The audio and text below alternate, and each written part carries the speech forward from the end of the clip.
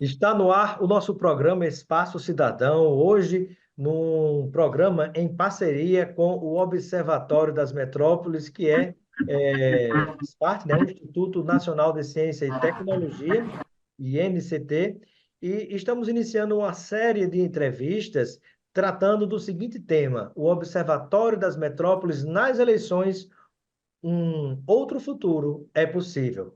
Para isso, nós convidamos aqui professores que são representantes de núcleo de regiões metropolitanas diversas em todo o Brasil, que ao longo de uma sequência de entrevistas estaremos conversando sobre os principais problemas de regiões metropolitanas no Brasil e também sobre caminhos que podem apontar para soluções em relação a esses problemas, na expectativa de que possam esses temas e esses caminhos serem discutidos nas eleições de 2024, as eleições municipais. Eu vou apresentar a todos e todas aqui presentes rapidamente e a gente já vai iniciar com as perguntas diretamente do nosso programa. Temos aqui o professor Marcelo Ribeiro, que é da Universidade Federal do Rio de Janeiro. O professor Marcelo Ribeiro, ele é do núcleo do Observatório das Metrópoles, lá no próprio Rio. Também conosco o professor José Júlio, que é da Universidade Federal do Pará, do núcleo do Observatório das Metrópoles em Belém, e ainda a professora Vera França, da Universidade Federal de Sergipe, do núcleo da região metropolitana de Aracaju. Todos e todas bem-vindos e bem-vindas. O professor José Júlio Lima, que é da Universidade Federal do Pará, lá do núcleo do Observatório das Metrópoles em Belém, vai iniciar a entrevista conosco aqui, compartilhando a visão que é importante que todos nós tenhamos sobre o tema principal dessa entrevista de hoje, de uma série de entrevistas que vem aí, que é segregação urbana e desigualdades. O que é que nós podemos entender por esse tema, professor José Júlio Lima? Obrigado pelo convite, é um prazer estar com o colega Marcelo, a colega Vera e você, Robson. Eu diria que a desigualdade ela é uma marca da sociedade brasileira. Desde o processo colonizador e a criação do país, existem desigualdades, marcadas profundamente pelo processo de produção que dependia da mão de obra escrava, seja dos vindos do continente africano, seja a escravização do indígena. Como eu falo do Núcleo Belém, é muito importante para nós reconhecermos que essa desigualdade ela é expressa profundamente no território. Essa desigualdade dos que possuem, dos despossuídos, está presente na nossa sociedade. Infelizmente, temos que lidar com isso, mas nós precisamos entender que esse processo estrutural ele se revela no dia a dia, ele se revela na forma como a cidade é ocupada, na forma como a cidade é organizada, se nós pudermos usar esse termo.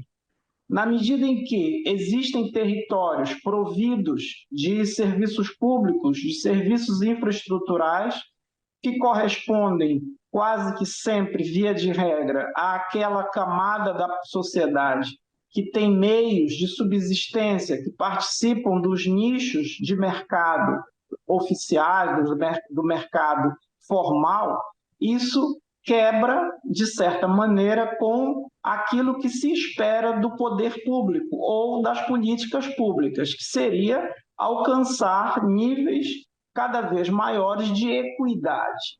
A equidade, eu entendo que seja o oposto da desigualdade, mas não é apenas a provisão dos meios para a existência dessa população, é o reconhecimento de que existe desigualdade, que existem padrões de trabalho, de vida, de moradia, de gênero, de significado dentro do passado que nós temos na sociedade brasileira, expressados no acesso ou na falta do acesso, seja o acesso à mobilidade, seja o acesso às condições básicas de subsistência e de desenvolvimento socioeconômico.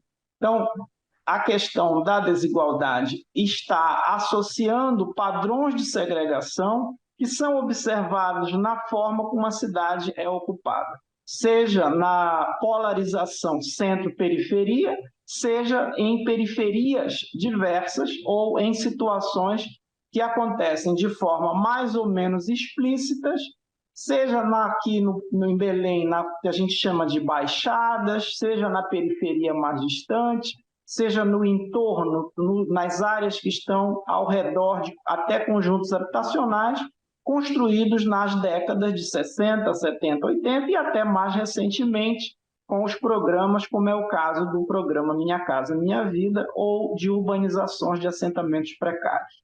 Perfeito. Eu gostaria de ouvir agora o professor Marcelo Ribeiro, eh, em relação, ele que é lá do Rio de Janeiro, né? Em relação complementando até o que o professor José Júlio falou, sobre a questão da segregação urbana e desigualdades, né? Existe algum padrão de segregação que relacione a segregação residencial com a questão espacial, né? Essa relação centro-periferia, o que é favela, o que não é favela, né? Conjunto, não é conjunto, está mais distante da cidade, não está. Você poderia fazer uma relação nesse sentido, professor Marcelo? Sim, claro, na verdade, a segregação espacial, ela, como é uma expressão das desigualdades no território urbano, ela exatamente expressa os tipos de desigualdades que se manifestam em cada uma das cidades, né, das grandes cidades. Historicamente, nós aprendemos esses padrões nas grandes cidades brasileiras, nas nossas metrópoles, por essa relação centro-periferia, considerando que, no bojo do processo de urbanização brasileira, as periferias foram crescendo das grandes cidades, sendo espaço desprovido das condições urbanas necessárias para a reprodução da vida, ou quando era provida de formas precárias, e era um lugar onde também se localizavam pessoas de menor condição social. Então, tinha uma correspondência aí entre o perfil social de pessoas que ocupavam posições inferiores da nossa estrutura social e as condições urbanas desses espaços. Vale ressaltar também, principalmente aqui o caso do Rio de Janeiro, mas também ocorre em outras metrópoles, que para além dessa relação ser periferia, nós também temos a expressão aí da relação favela não favela, principalmente porque a favela são espaços característicos de uma maior vulnerabilidade social e urbana, mas que eles estão localizados dentro das áreas que são consideradas mais nobres, né, dos grandes centros urbanos, das grandes metrópoles, né? Então, apesar de ter uma proximidade física entre grupos sociais de favela e grupos sociais que estão fora da favela, há uma enorme distância social e uma enorme distância das condições urbanas aí existentes. É bem verdade que, desde a década de 80, principalmente, nós temos observado várias transformações que têm ocorrido nas cidades, e isso também tem implicado em constituição de outros padrões de segregação. É uma periferia que se diversifica mais, né? A gente não pode falar da periferia como um espaço homogêneo, elas têm ganham uma grande heterogeneidade, inclusive a Periferia existência é de muito diversa centralidades também, não é? Não é muito uniforme. diversa e também passa também a ter a ocorrência de outras centralidades urbanas nesses espaços antes considerados periféricos. Passamos a observar também uma certa deterioração de vários centros urbanos, né? E isso modifica o perfil social desses centros urbanos em momentos que, posterior a essa deterioração dos centros urbanos, processos de gentrificação, que é um retorno de grupos sociais de posições mais elevadas da estrutura social, alterando novamente. Então, a cidade é um processo em movimento, né? Ela precisa ser compreendida sobre esta perspectiva, e o que importa é compreender esses padrões e as mudanças desses padrões de segregação urbana, é compreender exatamente como é que as desigualdades elas vão se reestruturando na nossa sociedade, e as desigualdades Perfeito. de vários tipos, e aquilo que acarreta sobre a vida, sobre a reprodução da vida das pessoas. Eu gostaria de ouvir a nossa querida professora Vera França, da Universidade Federal de Sergipe. Professora, quando nós temos o crescimento, mesmo diante desses problemas todos, né, de segregação urbana, mesmo com todas as desigualdades, ainda assim tem que se tentar fazer com que esse crescimento seja ordenado.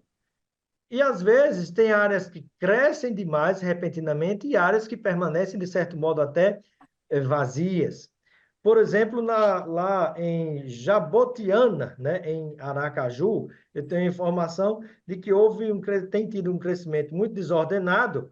Né? Lá, por exemplo, tem, em pouco tempo, a construção de 51 empreendimentos, levando para aquele lugar mais de 35 mil novos moradores. E eu gostaria de saber como é que o impacto dessa população, né, se relaciona com a questão da segregação urbana, com as desigualdades, né, e o que é que isso traz para essa região lá de Aracaju. Bom dia a todos.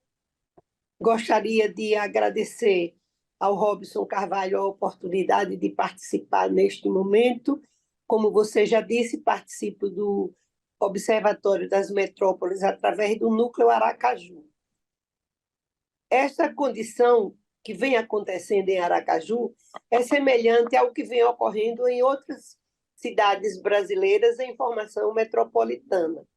Há um rápido crescimento de determinadas áreas, enquanto outras sofrem um esvaziamento, principalmente aqueles bairros centrais mais antigos, que o centro se expande sobre eles, há uma tendência de redução da população, da função residencial, enquanto outras funções comerciais e de serviço passam a vigorar nesses espaços. No caso do bairro Jabutiana, aqui em Aracaju, houve uma ação do poder público sobre a zona de expansão urbana de Aracaju, que nos últimos anos, a partir de 2000, sobretudo, foi uma área de intensa ocupação.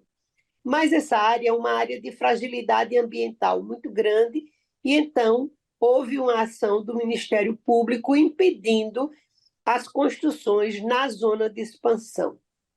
Então, o que foi que o mercado imobiliário fez? Buscou outra área.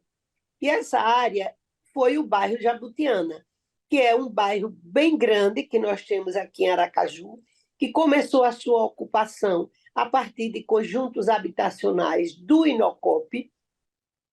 E, então, as políticas públicas também do Minha Casa Minha Vida intensificaram a ocupação nesse bairro. Um bairro que também tem problemas ambientais, em função da bacia do Rio Poxim, onde o bairro se situa. Claro que o bairro ele passa a apresentar problemas de mobilidade, problemas de enchente no período de chuva e outros problemas menores, também relacionados à segregação, à formação de áreas periféricas no entorno do bairro. Perfeito. E nós vamos começar a falar também sobre possíveis caminhos que ajudem a solucionar os principais problemas ligados à segregação urbana e desigualdades na área, por exemplo, de cada um, né? O professor Marcelo Ribeiro, lá no Rio de Janeiro, a professora Vera em Aracaju e o professor José Júlio em Belém do Pará. E aí eu quero ouvir o professor Júlio, né, a respeito dessa temática, né? Qual é o principal problema na cidade de Belém que se relaciona com a questão da segregação urbana e desigualdades e que possível caminho nós temos para solucionar? Bem, a região metropolitana de Belém é marcada pela falta de saneamento. É o nosso maior problema. Nós temos áreas sem nenhuma cobertura de esgoto sanitário. É a região metropolitana em que os municípios apresentam os menores índices de cobertura de esgoto sanitário. Algumas áreas também sem abastecimento de água por canalização, por rede. Nós ainda temos vários bairros, várias situações em que se depende do poço chamado Amazonas, e que tem problema de contaminação pela proximidade do esgotamento sanitário doméstico. Bem, sem sombra de dúvida, o caminho aqui é melhorar os padrões de saneamento, né? Então, seja via a política habitacional, é muito comum nas últimas décadas associar a questão saneamento à questão da provisão da moradia, embora muitas vezes, pelo desenho institucional, o conjunto habitacional, mesmo com as unidades construídas, ele não está ligado ao sistema de drenagem, primeiro, que tem a ver totalmente com o sistema viário. Nós temos conjuntos habitacionais que não têm rede de esgoto, uma vez que aqui na região amazônica há uma grande quantidade de cursos d'água, que a gente chama de igarapés urbanos, que são canalizados, são transformados em verdadeiros esgotos. Ou seja, acredita-se que o poder de depuração automático das águas daria conta desse sistema, o que é um erro grosseiro dos projetos, que existem alguns que trazem no seu desenho a instalação de uma estação de tratamento de esgoto. Crescentemente, isso vem sendo demandado, mas infelizmente ainda não é a tônica dos projetos de habitação. Além disso, outros projetos também de saneamento, que dentro do que a professora Vera colocou em relação à mobilização do mercado imobiliário e o que o professor Marcelo colocou em relação a padrões, existe um padrão local em que o saneamento está associado ao sistema viário de mobilidade principal, ou seja, só se faz o canal ou se só trata a questão do esgoto e da drenagem se houver sistema viário para o deslocamento mais estrutural dentro da cidade. É lógico que é necessário, mas isso não pode ser condição para que se resolva a questão do saneamento. Muito bem. Eu quero ouvir agora o professor Marcelo Ribeiro, que representa aqui o núcleo da região metropolitana no Rio de Janeiro. Qual é o principal problema da sua região metropolitana que vocês estudam em grupos de pesquisa e o possível caminho para que ele se resolva, né? E como é que ele está relacionado, ligado a essa questão da segregação urbana e desigualdades? Eu acho que eleger um principal problema é muito complicado no caso aqui na região metropolitana do Rio de São Janeiro, até vários, porque né? são vários problemas que existem historicamente e outros problemas que se somam mais recentemente, né, na situação aqui da região metropolitana do Rio de Janeiro. A questão da moradia, né, os padrões de moradia, as condições de infraestrutura, dos serviços públicos, isso é historicamente uma característica do Rio de Janeiro, seja nos espaços de favela, seja nos espaços de periferia, né? E soma-se a isso, né, principalmente em relação à periferia, que ela tendeu a se ampliar, inclusive em função das políticas habitacionais do governo federal durante o Minha Casa Minha Vida, ou seja, isso levou a maior periferização, né, da cidade, da região metropolitana. Isso traz um grande problema aqui para a nossa realidade, que é a questão da mobilidade. A questão da mobilidade numa metrópole tão grande quanto é a região metropolitana do Rio de Janeiro, né, com mais de 12 milhões de pessoas. Então, pensem que o deslocamento das pessoas, os deslocamentos cotidianos para o trabalho, principalmente, eles são muito complicados. E são complicados não só pelas distâncias, mas pela precária infraestrutura, por não ter um sistema público de transporte eficiente, um processo de integração entre os diversos municípios, né? O metrô que só atende determinados nichos da cidade, que são espaços mais privilegiados.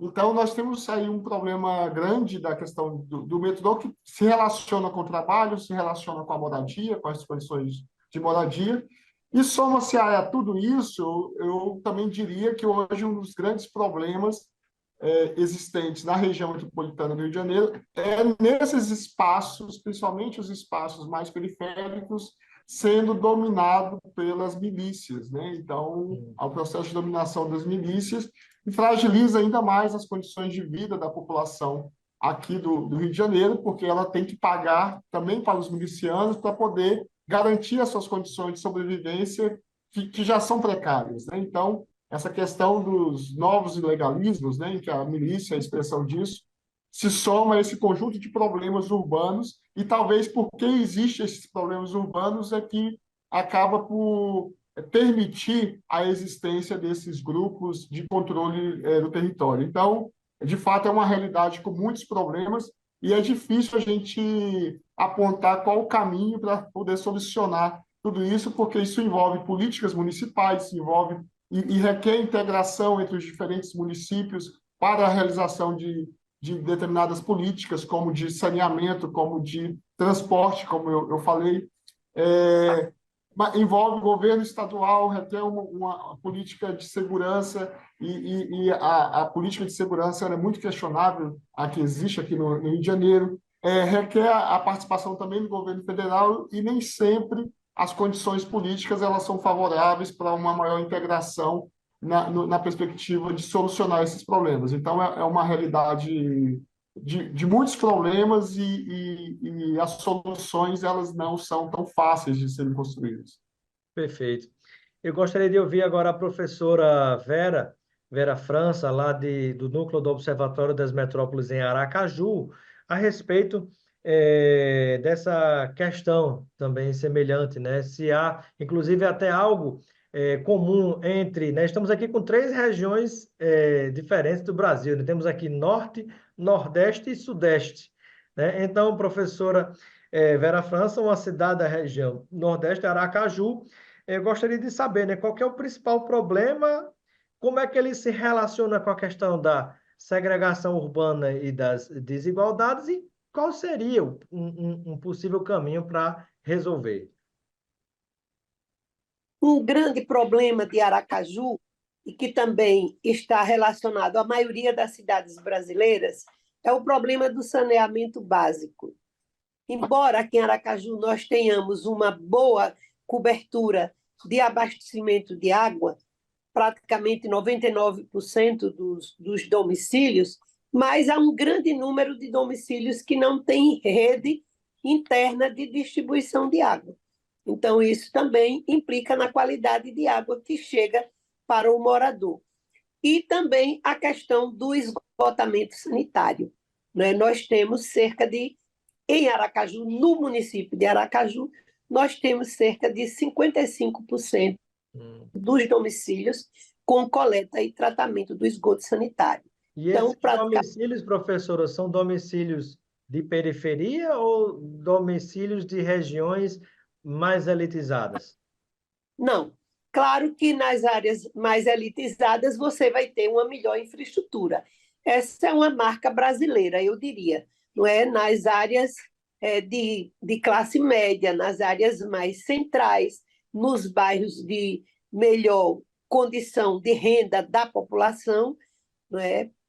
Nós vamos ter uma melhor cobertura dos serviços. Mas a proporção que você vai para as periferias, então aí nós vamos observar que há uma carência de serviços públicos. Os serviços públicos não chegam com a mesma eficiência que chega nos bairros centrais. Aracaju é uma cidade que tem uma marca muito forte da classe média. É também uma cidade plana, e é uma cidade que, desde os seus primórdios, ela sabe esconder as suas carências, não é? A sua pobreza. A pobreza fica mais escondida em Aracaju. Às vezes as pessoas chegam aqui e acham, mas não tem pobreza aqui? Tem, sim, tem pobreza. Tem uma área periférica importante. Nós temos vários conjuntos habitacionais, desde aqueles construídos na década de 60, 70, 80, pela antiga Coab, que no seu entorno tem assentamentos precários, não é? A exemplo do que acontece em inúmeras cidades brasileiras também. E temos, já no entorno desses conjuntos do programa Minha Casa Minha Vida, também assentamentos precários que são desprovidos de certos serviços. O esgotamento sanitário é um deles, que a gente sabe que a presença do esgotamento sanitário guarda uma relação muito forte com a saúde da população, implica na saúde da população. Então, temos sim esses problemas. E temos outros problemas também de mobilidade, problemas ambientais, temos áreas de risco, temos áreas de inundação na cidade, mas eu sempre acredito que o futuro melhor é possível. É possível fazer diferente. É possível planejar a cidade dentro de uma visão democrática e dentro de uma visão que privilegie também as classes menos favorecidas, as áreas periféricas, não é? No sentido de melhorar a condição de vida dessa população, garantindo o direito à cidade. Professora Vera, ainda uma pergunta, né, que se relaciona com essa última pergunta que eu fiz e com a primeira também. Nós temos, não só no caso de Aracaju, na região metropolitana, mas em várias partes do Brasil também, essa questão das mega ocupações desenfreadas, né, que geram impactos ambientais. E eu fico pensando, né, professores todos, né, sobre quando a gente pensa na combinação desse tipo de impacto causado por muita construção concentrada num determinado lugar. Soma isso com impermeabilização do solo. Soma isso com a questão no planeta da grande queima de combustíveis fósseis, queimadas e também o desmatamento. Isso aí, essa equação, né, ela se configura, me parece, professora, numa fórmula e o resultado dela vai desaguar em enchentes, em diversos problemas ambientais que se voltam contra essas próprias pessoas, não é verdade? Sim, vai atingir essas pessoas que moram em determinadas áreas da cidade, áreas que dispõem de menos infraestrutura, não é? De uma infraestrutura mais precária ou inexistente mesmo, e vai causar uma péssima qualidade de vida para a sua população, né? Como Aracaju ainda é uma cidade em formação metropolitana, nós temos, diferente do Rio de Janeiro, que tem 12 milhões, não é? Na sua região metropolitana, nós temos 1 milhão. Então, eu fico pensando que os problemas, entre aspas, ainda são pequenos e podem ser vencidos, entendeu? Com um planejamento, com uma vontade política de resolver, de oferecer melhores condições de vida a essa população que vive em áreas periféricas. Claro, como já foi dito pelos meus outros colegas, existe uma combinação, né? As pessoas que moram nas áreas periféricas também têm baixo nível de escolaridade, também têm baixo nível de renda. Então, tudo isso em conjunto vai se constituir em problemas que precisam ser sanados, não só da infraestrutura, mas da melhoria das condições de escolaridade da população, a melhoria dos níveis de ocupação e de renda da população. Há um conjunto de ações que merecem ser tomadas no sentido de melhorar a qualidade de vida da população e oferecer uma cidade melhor, uma cidade que realmente cumpra o que está pressuposto na nossa Constituição, do direito à moradia e de uma moradia digna, entendendo moradia numa visão mais ampla, não só a casa, não é, mas a infraestrutura no entorno Todo o da conjunto casa, ao redor, não né? é?